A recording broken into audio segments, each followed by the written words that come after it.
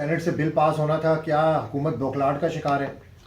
میں سمجھتا ہوں کہ جو کل نوید قمر صاحب کے ساتھ اور دوسرے لیڈروں کے ساتھ ان کی میٹنگ ہوئی، اس میں طے یہی ہوا کہ یہ اسمبلی چلے گی اور نیکسٹ ٹیوزڈے تک چلے گی.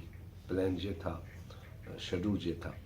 مگر اچانک پھر اسی میٹنگ میں کہا گیا کہ پارلیمنٹری پارٹی کے لیڈرز کی میٹنگ بلاتے ہیں اور ہو سکتا ہے کہ ٹیوزڈے کو ہم یہ سیشن نہ کریں اور پھر بعد میں پھر یہ سیشن کریں. ٹیوزڈے سے ہم کو اوائڈ اس لیے کیا جا رہا ہے، کر رہے ہیں کہ سینٹ نے ایک بل پاس کیا ہے، پرائیویٹ بل پاس کیا ہے جو الیکٹرل ریفارمس کا، تو اسی کو جو 203 کا ہے اسی کو یہاں پہ آنا ہے پرائیویٹ ممبر ڈے پہ.